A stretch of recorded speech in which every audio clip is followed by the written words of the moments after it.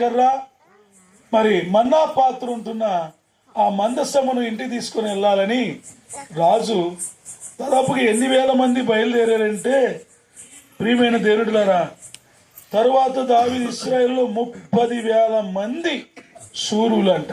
అంటే యుద్ధం చేయగలిగిన వీరులే 30,000 మంది పోయినారంట. దేన్ని తీసుకురావడానికి? మందసము తీసుకురావడానికి వెళ్ళారు. ఈ మందసము తెస్తూ ఉండగా ఎలా తెచ్చారు తెలుసా? క్రొత్త బండి మీద మందసనాన్ని తీసుకుని వస్తూ ఉన్నారు.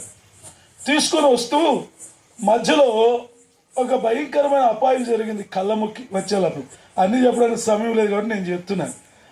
అక్కడ ఎద్దులు కాలు జారుతాయని ఎరిగిన ఉద్యోగం మనిషి ఏం చేశాడంటే ఆ మందసముని ఇలా ముట్టుకున్నాడు. అంతే, ముట్టుకున్న వెంటనే ఏమైపోయాడు తెలుసమ్మా? చనిపోయాడు.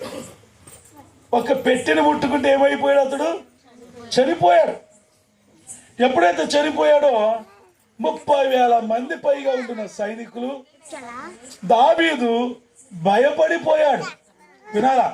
ఏమొచ్చేసింది వాళ్ళకి? భయం వచ్చేసింది. పాపా ఇడిచిపెట్టు, వాళ్ళ నాయన దగ్గరికి వెళ్తాడు. ఏమొచ్చింది చెప్పండి? భయం వచ్చింది. ఇంటికి తీసుకెళ్లకుండా మందసమును ఎక్కడ వదిలేశాడంటే, మరి గిత్తీయుడగు బెద్దేదోము అది ఇంట్లో వదిలేసి వెళ్ళిపోయాడు. ఎప్పుడైతే ఈ మందసము ఈ గిత్తీయుడైన ఒబెదేదేము ఇంట్లో ఎన్ని నెలలు ఉందంటమ్మా? అక్కడ 3 నెలలు. ఎన్ని నెలలమ్మా? 3 నెలలు.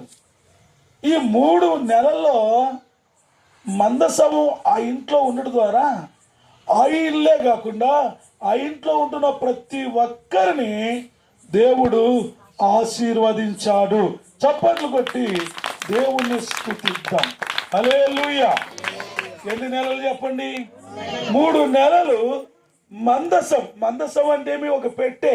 ఆ పెట్టెలు ఏమున్నాయంటే 3 ఉన్నాయి. ఏంటివి? అహరోను చిగురించిన కర్ర. ఈ కర్ర దేనికి సాదృశ్యం అంటే పునరుద్ధానానికి సాదృశ్యంగా ఉంది. మన్నా పాత్ర పరలోకము నుండి దిగి వచ్చిన జీవాహారమైన యేసు క్రీస్తుకు సాదృశ్యంగా ఉంది. అంత మన్నా. మూడోదిగా అక్కడ దేవుని వాక్యం ఉంది. అంటే ఒక మాటలు చెప్పాలంటే తండ్రి, కుమార, పరిశుద్ధాత్మ త్రిత్వములో ఏకత్వము కలిగిన దేవుడు ఆ మందసానికి సాదృశ్యంగా ఉన్నది. కాబట్టి ఆ మందసము దేవునికి సాదృశ్యం.